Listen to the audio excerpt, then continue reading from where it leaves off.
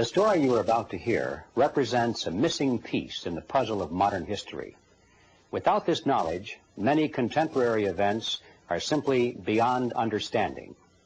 You are about to hear a man tell you that the major tax-exempt foundations of this land, since at least 1945, have been operating to promote a hidden agenda. And that agenda has nothing to do with the surface appearance of charity, good works, or philanthropy. This man will tell you that the real objectives include the creation of a worldwide collectivist state, including the Soviet Union, which is to be ruled from behind the scenes by those same interests which now control the tax-exempt foundations. The man who tells this story is none other than Mr. Norman Dodd, who in 1954 was the staff director of the Congressional Special Committee to investigate tax-exempt foundations, sometimes referred to as the Reese Committee, in recognition of its chairman, Congressman Carroll Reese. The interview you are about to see was conducted by me in 1982.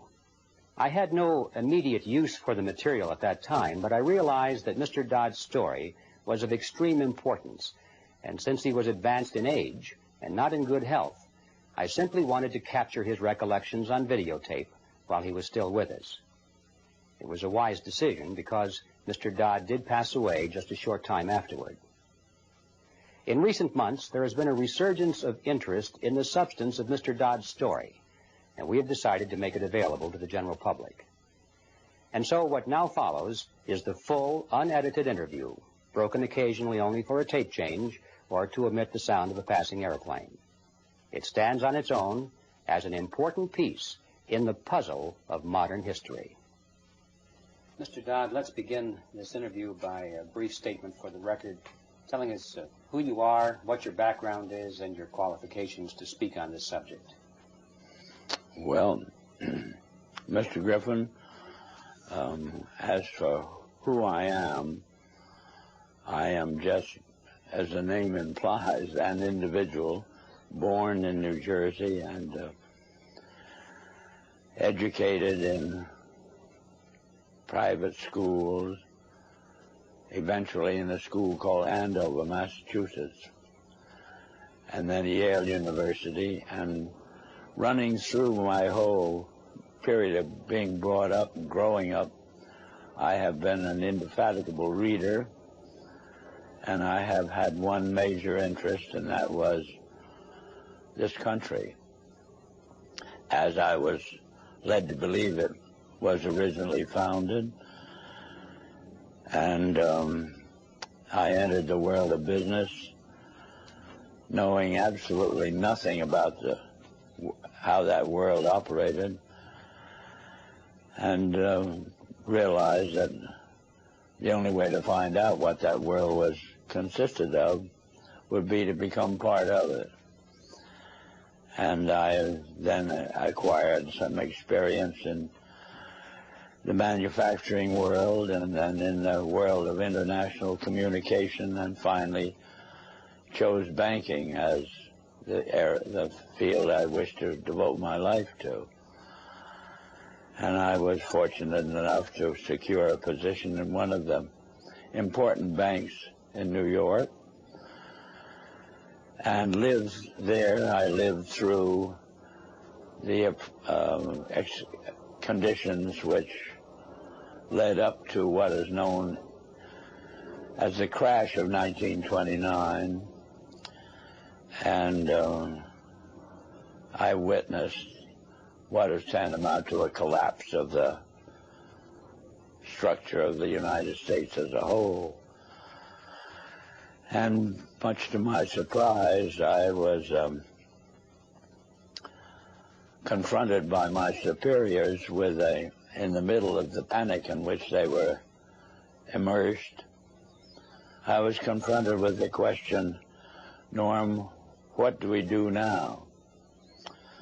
I was 30 at the time, and I had no more right to have an answer to that question than the man in the moon. However, I did manage to say to my superiors, gentlemen, you take this experience as proof of something that you do not know about banking. And you better go find out what that something is and act accordingly. 4 days later, I was confronted by the same superiors with a statement to the effect that, Norm, you go find out. And I really was fool enough to accept that assignment, because it meant that you were going out to search for something and nobody could tell you what you were looking for. But I felt so strongly on the subject that I consented to. I was relieved of all normal duties inside the bank. And 2.5 years later, I felt that it was possible to report back to those who had given me this assignment. And so I rendered such a report. And as a result of the report I rendered, I was told the following: Norm, what you're saying is we should return to sound banking. And I said, yes, in essence, that's exactly what I'm saying. Whereupon I got my first shock, which was a statement from them to this effect: we will never see sound banking in the United States again. And they cited chapter and verse to support that statement. And what they cited was as follows: since the end of World War I, we have been responsible for what they call the institutionalizing of conflicting interests. And they are so prevalent inside this country that they can never be resolved. This came to me as an extraordinary shock, because the men who made the statement were men who were deemed as the most prominent bankers in the country. The bank of which I was a part was spoken of as a Morgan bank. And coming from men of that caliber, a statement of that kind made a tremendous impression on me. And the type of impression that it made on me was, I wondered if I, as an individual and it's what they call a junior officer of the bank, could, with the same enthusiasm, foster the progress and the policies of the bank. I spent about a year trying to think this out, and came to the conclusion that I would have to resign. I did resign, and as a consequence of that, had this experience. When my letter of resignation reached the desk of the president of the bank, he sent for me.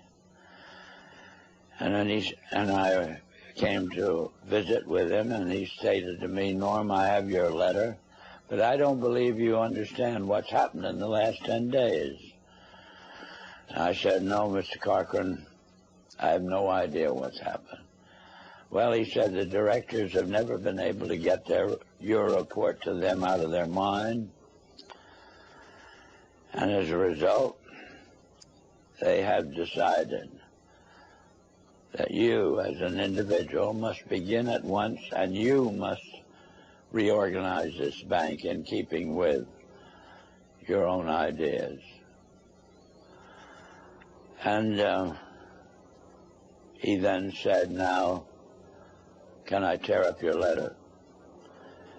And inasmuch as what had been said to me was offering me, at the age of, by then, 33, about as fine an opportunity for service to the country as I could imagine, I said yes. And they said they wished me to begin at once. And I did, and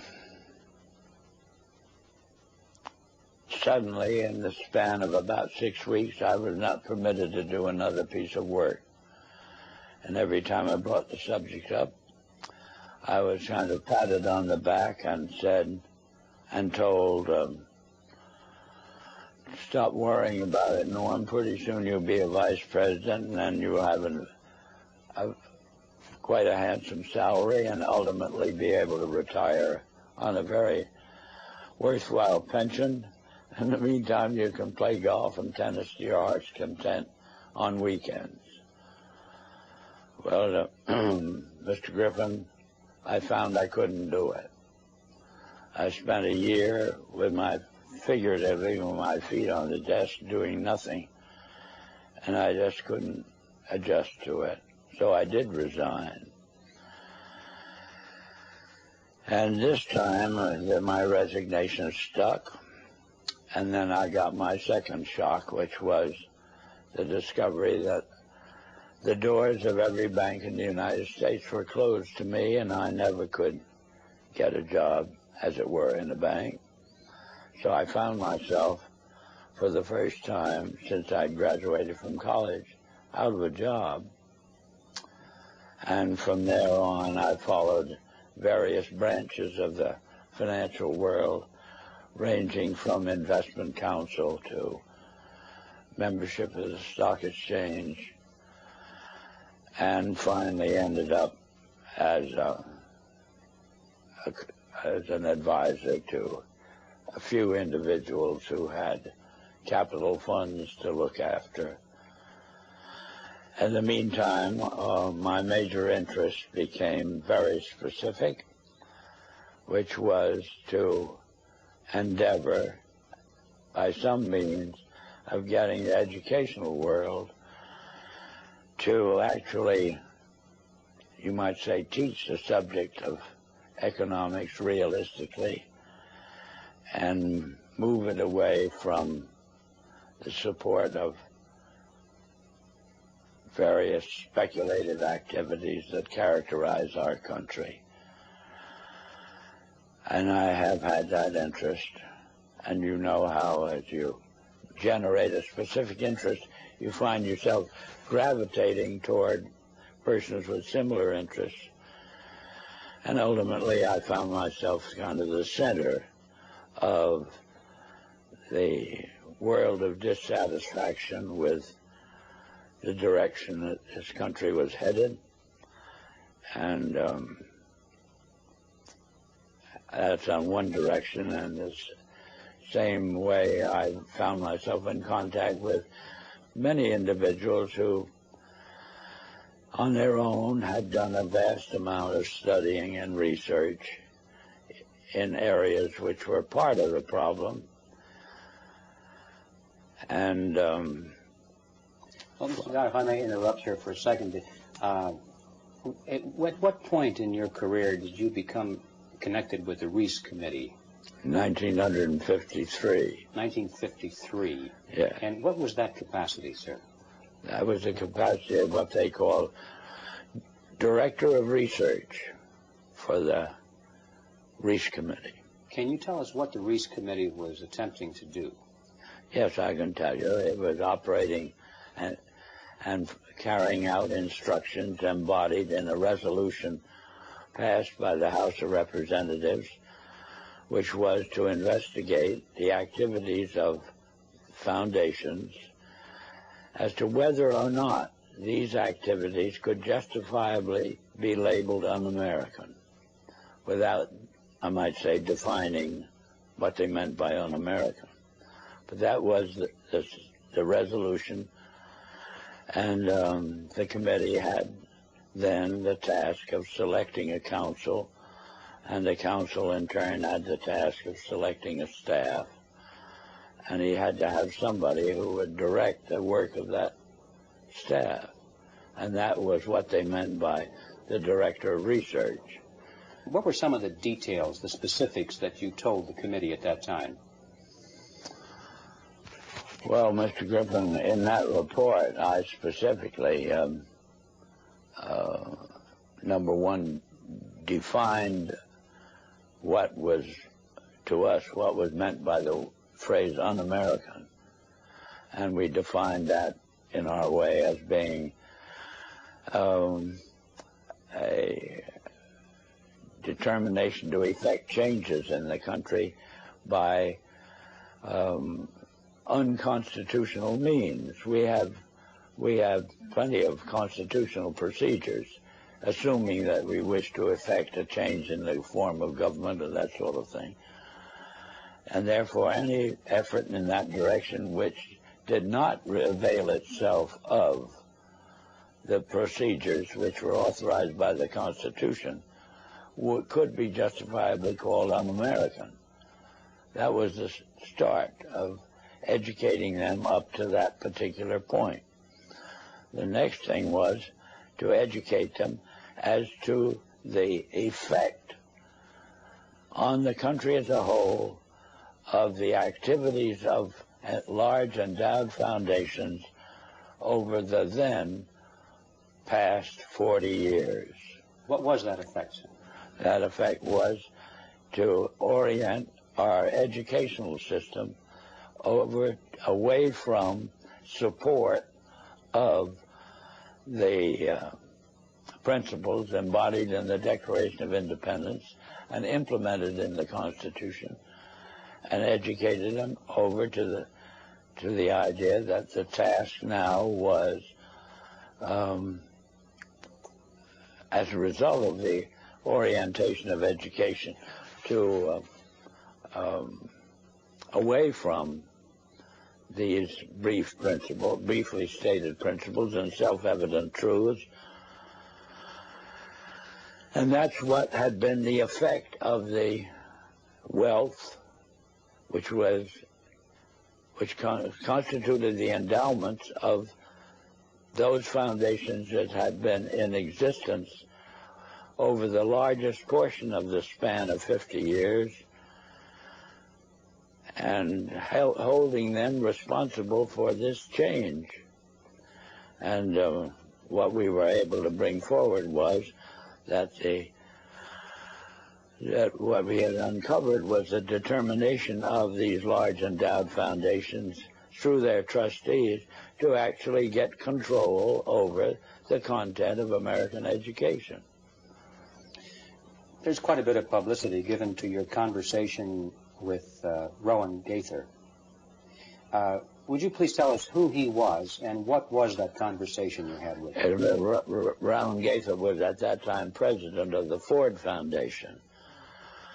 And Mr. Gaither had sent for me when I found it convenient to be in New York, asked me to call upon him at his office, which I did. And on arrival, after a few amenities, Mr. Gaither said, "Mr. Dodd, we've asked you to come up here today because we thought that possibly off the record you would tell us why the Congress is interested in the activities of foundations such as ourselves." And before I could think of how I would reply to that statement, Mr. Gaither then went on voluntarily and stated, he said, "Mr. Dodd, all of us that have a hand in the making of policies here have had experience either with the OSS during the war or European Economic Administration after the war. We've had experience operating under directives, and these directives emanate and did emanate from the White House. Now, we still operate under just such directives. Would you like to know what the substance of these directives is?" And I said, "Yes, Mr. Gaither, I'd like very much to know." Whereupon he made this statement to me, namely, "Mr. Dodd, we here operate on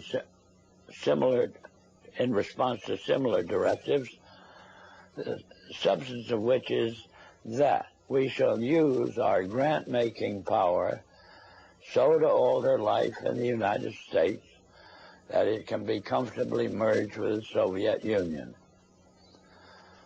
Well, parenthetically, Mr. Griffin, nearly fell off the chair. I, of course, didn't, but my response to Mr. Gaither then was, "Oh, Mr. Gaither, I can now answer your first question. You forced the Congress of the United States to spend $150,000 to find out what you just told me. So why don't you I said, of course, legally you're entitled to make grants for this purpose, but I don't think you're entitled to withhold that information from the people of the country to whom you're indebted for your tax exemption. So why don't you tell the people of the country that's what you told me?" And his answer was, "We would not think of doing any such thing." So then I said, "Well, Mr. Gaither, obviously you forced the Congress to spend this money in order to find out what you just told me." Mr. Dodd, you have spoken before about some interesting things that were discovered by Catherine Casey at the Carnegie Endowment. Can you tell us that story, please? Yes, I'm glad to, Mr. Griffin. This experience that you have just referred to came about in response to a letter which I had written to the Carnegie Endowment for International Peace, asking certain questions and gathering certain information. And on the arrival of that letter, Dr. Johnson, who was then president of the Carnegie Endowment, telephoned me and said, "Did I ever come up to New York?" And I said, "Yes, I did, more or less each weekend." And he said, "Well, when you're next here, will you drop in and see us?" Which I did. And again, on arrival at the office of the endowment, I found myself in the presence of Dr. Joseph Johnson, the president, who was a successor to Alger Hiss, two vice presidents, and their own counsel, a partner in the firm, Sullivan and Cromwell. And Dr. Johnson said, after, again, amenities, "Mr. Dodd, we have your letter. We can answer all those questions, but it'd be a great deal of trouble. And we have a counter-suggestion. And our counter-suggestion is that if you can spare a member of your staff for 2 weeks and send that member up to New York, we will give to that member a room in the library and the minute books of this foundation since its inception. And we think that whatever you want to find out or the Congress wants to find out will be obvious from those minutes." Well, my first reaction was they lost their mind. I had a pretty good idea of what those minutes would contain, but I realized that Dr. Johnson had only been in office 2 years, and the vice presidents were relatively young men, and counsel seemed to be also a young man, and I guessed that probably they'd never read the minutes themselves. And so I said I had somebody, I would take it. I would accept their offer, and I went back to Washington, and I selected the member of my staff who was on my staff, having been a practicing attorney in Washington, but she was on my staff to see to it that I didn't break any congressional procedures or rules. In addition to which, she was unsympathetic to the purpose of the investigation. She was level-headed and a very reasonably brilliant, capable lady. And her attitude toward the investigation was, what could possibly be wrong with foundations? They do so much good. Well, in the face of that sincere conviction of Catherine's, I went out of my way not to prejudice her in any way. But I did explain to her that she couldn't possibly cover 50 years of handwritten minutes in 2 weeks. So she would have to do what we call spot reading. and I blocked out certain periods of time to concentrate on. And off she went to New York. She came back at the end of 2 weeks with the following in the way of on dictaphone belts. We are now at the year 1908, which was the year that the Carnegie began operations. And in that year, the trustees, meeting for the first time, raised a specific question, which they discussed throughout the balance of the year in a very learned fashion. And the question is there any means known more effective than war, assuming you wish to alter the life of an entire people? And they conclude that no more effective means than war to that end is known to humanity. So then, in 1909, they raised the second question and discussed it, namely, how do we involve the United States in a war? Well, I doubt at that time if there was any subject more removed from the thinking of most of the people of this country than its involvement in a war. There were intermittent shows in the Balkans, but I doubt very much if many people even knew where the Balkans was. Then finally, they answered that question as follows. We must control the State Department. And then that very naturally raises the question of how do we do that? And they answer it by saying we must take over and control the diplomatic machinery of this country. And finally, they resolve to aim at that as an objective. Then time passes, and we are eventually in a war, which would have been World War I. And at that time, they record on their minutes a shocking report in which they dispatched to President Wilson a telegram cautioning him to see that the war does not end too quickly. And finally, of course, the war is over. At that time, their interest shifts over to preventing what they call a reversion of life in the United States to what it was prior to 1914, when World War I broke out. And they arrive at that point, they come to the conclusion that to prevent a reversion, we must control education in the United States. And they realize that that's a pretty big task. So to them, it is too big for them alone, so they approach the Rockefeller Foundation with the suggestion that that portion of education which could be considered domestic be handled by the Rockefeller Foundation, and that portion which is international should be handled by the endowment. And they then decide that the key to the success of these two operations lay in an alteration of the teaching of American history. So they approach 4 of the then most prominent teachers of American history in the country, people like Charles and Mary Bird, and their suggestion to them is, will they alter the manner in which they present this subject, and they get turned down flat. So they then decide that it is necessary for them to do, as they say, build our own stable of historians.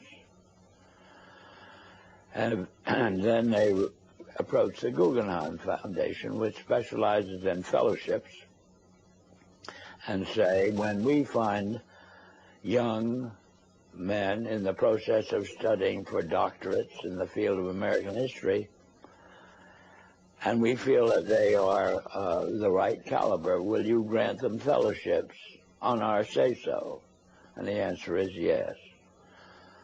So under that condition, eventually they assemble 20. And they take this 20 potential teachers of American history to London, and there they're briefed into what is expected of them when, as and if they secure appointments in keeping with the doctorates they will have earned. And that group of 20 historians ultimately becomes the nucleus of the American Historical Association.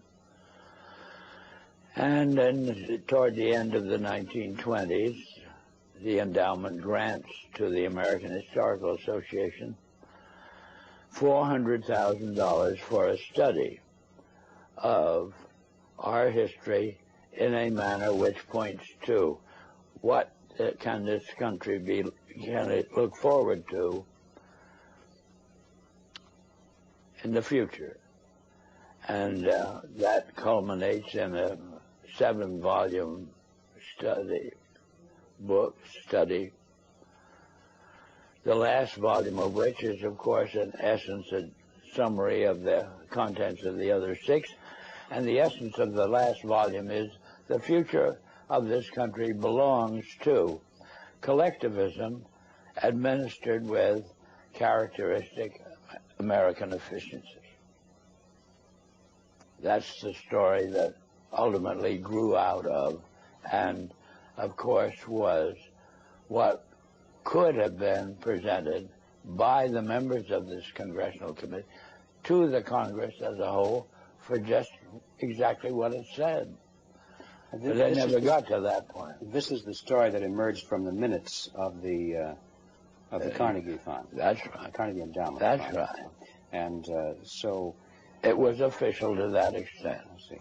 And Catherine Casey brought all of these back in the form of dictated notes or verbatim readings of the minutes. On dictaphone notes. Are those in existence today? I don't know. But if they are, they're somewhere in the archives under the control of the Congress, House of Representatives. How many people actually heard those, or were they typed up transcripts made of them? How many people actually heard those recordings? Oh, 3 maybe. Myself, my top assistants, and Catherine. Yeah, I might tell you this experience as far as its impact on Catherine Casey is concerned was she never was able to return to her law practice. If it hadn't been for Carol Reese's ability to tuck her away on a job with the Federal Trade Commission, I don't know what would have happened to Catherine, but ultimately she lost her mind as a result of it. Terrible shock, Joe. It's a very rough experience to encounter proof of these kinds. Mr. Dodd, what kind, can you summarize the opposition to the committee, the Reese Committee, and particularly the efforts to sabotage the committee? Well, they began right at the start of the work of an operating staff, Mr. Griffin. And it began on the day in which the committee met for the purpose of consenting to or confirming my appointment to the position of Director of Research. Thanks to the abstention of the minority members of the committee, that is the 2 Democratic members, from voting, why technically I was unanimously appointed. And well, wasn't the White House involved in opposition? Well, not at this particular point, sir. Mr. Reese ordered counsel and myself to visit Wayne Hayes. Wayne Hayes was the ranking minority member of the committee as a Democrat. So counsel and I had to go down to Mr. Hayes' office, which we did. Mr. Hayes greeted us with the flat statement directed primarily to me, which was that I am opposed to this investigation. I regard it as nothing but an effort on the part of Carol Reese to gain a little prominence, and so I'll do everything I can to see that it fails. Well, I am kind of a strange personality in the sense that a challenge of that nature interests me. Our counsel withdrew. He went over and sat on a couch on Mr. Reese's office and pouted. But I sort of took up this statement of Hayes as a challenge and set myself the goal of winning him over to our point of view. And I started by noticing on his desk that there was a book, and the book was of the type that there are many these days that would be complaining about the spread of communism in Hungary, or that type of book. And this meant to me that at least Hayes read a book. And so I brought up the subject of the spread of the influence of the Soviet world, and for 2 hours discussed this with Hayes, and finally ended up with his rising from his desk and saying, Norm, if you will carry this investigation toward the goal as you've outlined it to me, I'll be your biggest supporter. I said, Mr. Hayes, I can assure you that I will not double-cross you. Subsequently, Mr. Hayes sent word to me that he was in the Bethesda hospital with an attack of ulcers, but would I come and see him, which I did. He then said, Norm, the only reason I've asked you to come out here is I just want to hear you say again, you will not double-cross me. I gave him that assurance, and that was the basis of our relationship. Meantime, counsel took the attitude expressed in these words, Norm, if you want to waste your time with this guy, as he called him, you can go ahead and do it, but don't ever ask me to say anything to him under any condition on any subject. So, in a sense, that cleared the decks for me to operate in relation to Hayes on my own, and as time passed, Hayes offered friendship, which I hesitated to accept because of his vulgarity. And I didn't want to get mixed up with him socially under any condition. Well, that was our relationship for about 3 months, and then eventually I had occasion to add to my staff, and as a result of adding to my staff a top-flight intelligence officer, both the Republican National Committee and the White House were resorted to stop me from continuing this investigation in the direction Carol Reese had personally asked me to do, which was to utilize this investigation, Mr. Griffin, to uncover the fact that this country had been the victim of a conspiracy. That was Mr. Reese's conviction. I eventually agreed to carry it out. I explained to Mr. Reese that his own counsel wouldn't go in that direction. He gave me permission to disregard our own counsel.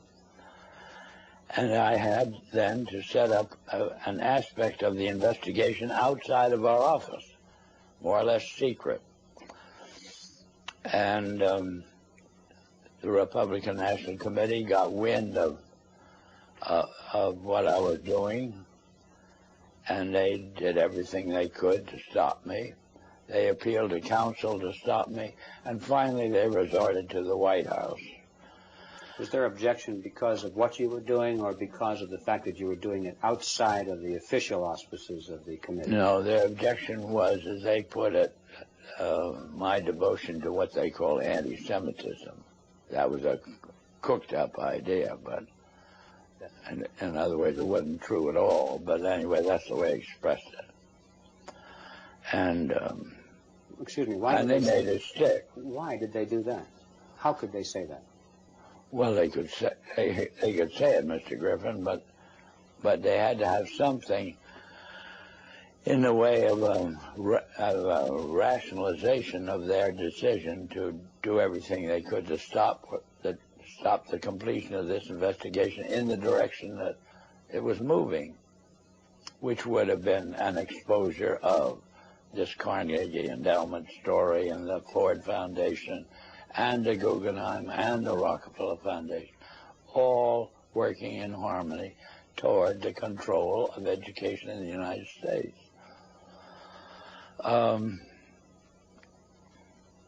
Well, in any event, to secure the help of the White House in the picture, they assigned, they got the White House to cause the liaison personality between the White House and the Hill, a major person, to go up to Hayes and try to get him to, as it were, actively oppose what the investigation was engaged in.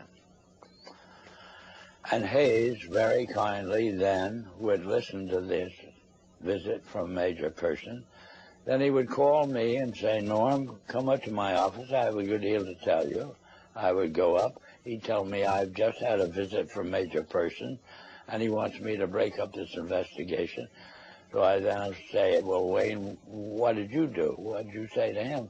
He said, I just told him to get the hell out. And he did that 3 times, and I got pretty proud of him in the sense that he was, as it were, backing me up. And we finally embarked upon hearings at Hayes' request because he wanted to get them out of the way before he went abroad in the summer. And but why were the hearings finally terminated? What happened to the committee? What happened to the committee or the hearings? The hearings. The hearings. Oh, the hearings were terminated. Carol Reese was up against such a furor as Hayes, through the activity of our own counsel. Hayes became convinced that he was being double-crossed, and he put on a show in a public hearing room, Mr. Griffin, that was an absolute disgrace. And he called Carol Reese publicly every name in the book, and Mr. Reese took this as proof that he couldn't continue the hearings.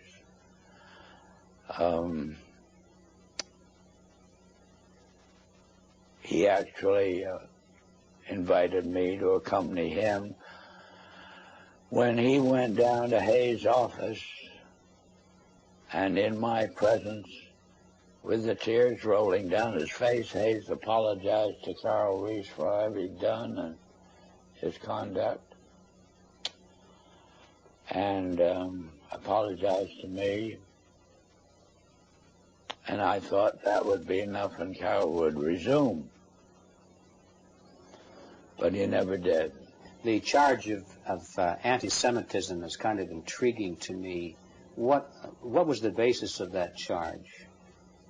Was there any basis for it at all? No, the basis that the Republican National Committee used was that the intelligence officer I'd taken on my staff, when I oriented this investigation to the exposure of and proof of a conspiracy, was known to have a book, and the book was deemed to be anti-Semitic. This was childish, but this was the second in command of the Republican National Committee, And he told me I would have to dismiss this person from my staff. Who was that person, sir? Who was that person? The person? Yes. A Colonel Lee Lorraine. Lee Lorraine. Yeah. And what was his book, do you recall? The title of his book? The book they referred to was called Waters Flowing Eastward, which was a very castigation of the Jewish influence in the world. What were some of the other charges made by Mr. Hayes against Mr. Reese? Oh, just that Mr. Reese was utilizing this investigation for his own prominence inside the House of Representatives. That was the only charge Hayes could think of. How would you describe the motivation of the people who created the foundations, the big foundations in the very beginning? What is or what was their motivation? Their motivation, well, let's take Mr. Carnegie as an example. His publicly declared and steadfast interest was to counteract the departure of the colonies from Great Britain. He was devoted to just putting the pieces back together again. Would that have required the collectivism that they were dedicated to? No. These policies or the foundation's allegiance to these un-American concepts are all traceable to the transfer of the funds over into the hands of trustees, Mr. Griffin. Not to men who had a hand in the creation of the wealth that led to the endowment of, or as a use of that wealth for what we would call public purposes. It was a subversion of the original intent then. Oh, yeah, completely so. And that we got into the world traditionally of bankers and lawyers. How do you see that the purpose and direction of the major foundations has changed over the years to the present? What is it today? Whole 100% behind meeting the cost of education, such as it is presented through the schools and colleges of the United States, on the subject of our history has proven our original ideas to be no longer practical. The future belongs to a collectivistic concept, and there's just no disagreement on this. Why do the foundations generously support communist causes in the United States? Well, because to them, what communism represents a means of developing what we call a monopoly. That is, the organization, we'll say, of large-scale industry into an administrable unit. Do they think that they will be one of the administrators? They will be the beneficiaries of it, yes.